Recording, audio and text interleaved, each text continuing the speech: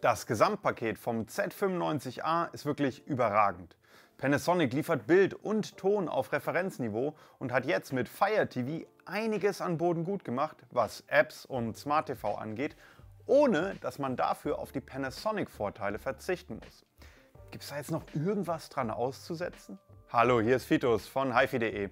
Wir haben den ultimativen Fernseher von Panasonic getestet und ich möchte euch in diesem Video nicht nur die Frage beantworten, ob es der beste OLED überhaupt ist, sondern eben auch, ob er sich für dich lohnt. Denn die Konkurrenz wird ja auch jedes Jahr besser.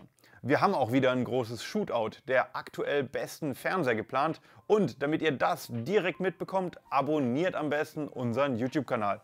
Danke auf jeden Fall schon jetzt für den Support dadurch. Wir haben hier ein 55 Zoll Testgerät mit der genauen Bezeichnung Panasonic TV 55 Z95A EG. Außerdem gibt es den Fernseher noch in 65 Zoll. Die neue Modellbezeichnung erinnert mehr an die Konkurrenz. Es ist aber natürlich der Nachfolger vom MZW 2004. Das erkennt man auch am Design. Denn ausgeschaltet ist der Z95A dem Vorgänger zum Verwechseln ähnlich. Mit ca. 7 cm ist er etwas dicker als die meisten Fernseher. Trotzdem wirkt er jetzt nicht klobig, sondern eher stabil. Dazu trägt auch der schwere, drehbare Standfuß bei. Generell ist die Verarbeitungsqualität wirklich ausgezeichnet. Hängt man den TV an die Wand, kann man auch immer noch alle Anschlüsse problemlos nutzen, da sie alle nach unten oder zur Seite hin ausgerichtet sind. Panasonic nennt es Master OLED Ultimate Panel. Dahinter verbirgt sich das aktuelle Meta OLED Panel mit Microlens Array von LG Display mit einer speziellen Wärmeableitung von Panasonic. Damit schafft er über 1700 Nits bei einem 10% Fenster im Filmmaker Mode. Das ist sogar noch etwas heller als der LG G4 mit dem gleichen MLA OLED Panel.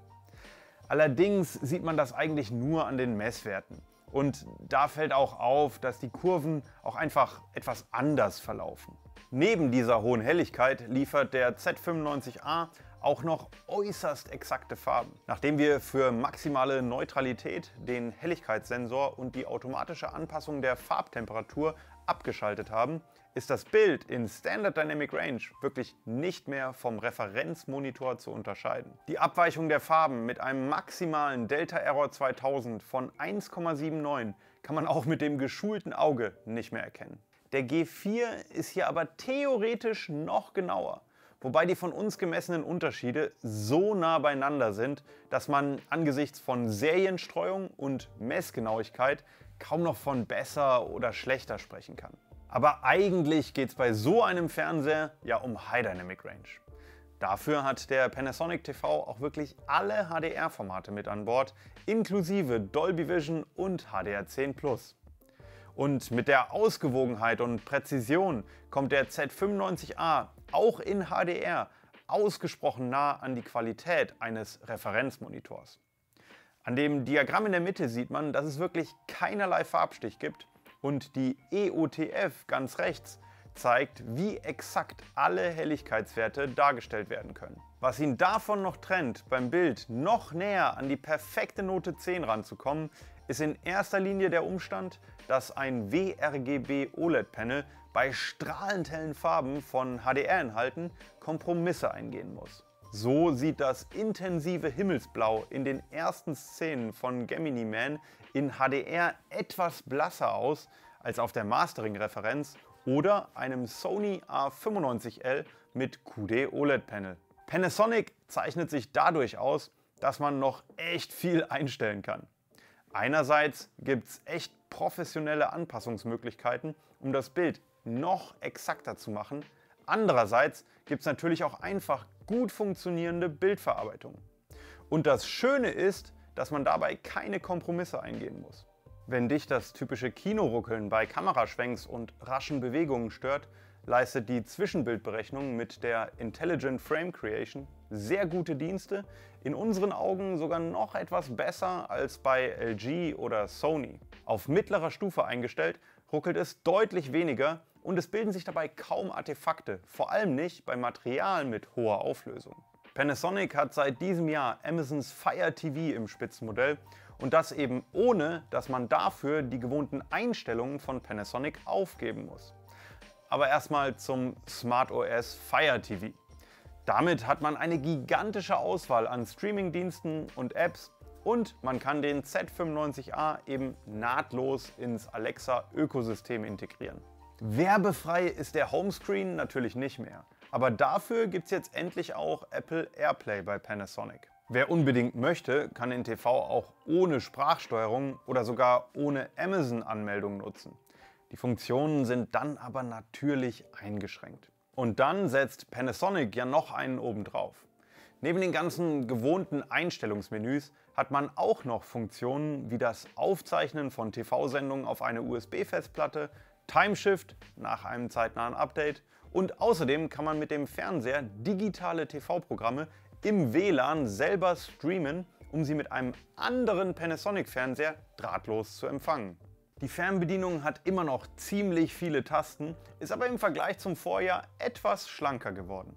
Nach kurzer, wirklich empfehlenswerter Einmessung mit dem Mikrofon in der Fernbedienung hat man einen echt guten Dolby Atmos Surround Sound im Zimmer, der besser ist als bei den meisten All-in-One Soundbars. Der von Technics abgestimmte Klang ist detailreich und kommt, auch virtuell, aus verschiedenen Ecken des Zimmers. Dabei kann der Z95A auch viel lauter werden als die meisten anderen Fernseher. Der verbaute Tieftöner kommt bei richtig tiefen Bässen an seine Grenzen. Dafür lässt sich aber auch über den Kopfhöreranschluss noch ein externer Subwoofer anschließen. Und das wird dann eigentlich erst von einem kompletten Soundbar Surround Set mit Rear-Speakern übertroffen. Fürs Gaming gibt es zweimal HDMI 2.1 für 4K mit bis zu 144 Hz und Variable Refresh Rate. Und bei der Xbox geht auch 4K Dolby Vision mit 120 Hz. Über das Gaming Dashboard können alle relevanten Einstellungen schnell und einfach angepasst werden. Und das Beste dabei ist die Trennung von Spiel- und Bildmodus, sodass man durch den Filmmaker oder True Game Mode auch beim Gaming originalgetreue Farben bekommen kann. Der Panasonic Z95A bietet das beste Gesamtpaket von allen Fernsehern, die wir bisher getestet haben. Die Bildqualität ist phänomenal und dazu gibt es das beste Surround Sound System, welches direkt in einem Fernseher verbaut ist. Im Gegensatz zum Vorgängermodell hat der Z95A dank Fire TV ein leistungsstarkes Smart TV-Paket und auch fürs Gaming ist alles mit an Bord. Es gibt mit der Firmware zu unserem frühen Testzeitpunkt jedoch noch ein paar kleine Baustellen in der Software, wie die fehlende Timeshift-Funktion, aber das sollte alles noch per Update behoben werden. Leider ist dieser High-End-Fernseher aber ziemlich teuer und es gibt keine Variante ohne die Soundlösung. Außerdem gibt es ihn ja nur in 55 und 65 Zoll. Den LG OLED G4 gäbe es auch noch in 77 und 83 Zoll mit einer praktisch genauso guten Bildqualität. Und in der gleichen Größe wäre da auch für dasselbe Budget noch eine Soundbar mit Subwoofer und Rear-Speakern drin. Die Bildqualität vom Panasonic Z95A, dem LG OLED G4 und dem Sony A95L, die wir beim Testen direkt miteinander und mit unserem Referenzmonitor verglichen haben, liegt äußerst nah beieinander. Um hier den Besten in verschiedenen Kategorien auszumachen, haben wir ja im Oktober wieder ein Shootout angesetzt. Für die tagesaktuellen Preise nutzt ihr am besten direkt die Links in der Videobeschreibung oder im ausführlichen Test von Herbert auf hifi.de. Ich bin gespannt auf eure Meinung zum Panasonic Premium Fernseher mit Fire TV. Genau euer Ding oder habt ihr eh schon eine Heimkinoanlage oder braucht ihr mehr als 65 Zoll? Und falls ihr noch nach sinnvollen Alternativen oder einer anderen Preisklasse von Fernseher sucht, schaut am besten in eins dieser Videos rein.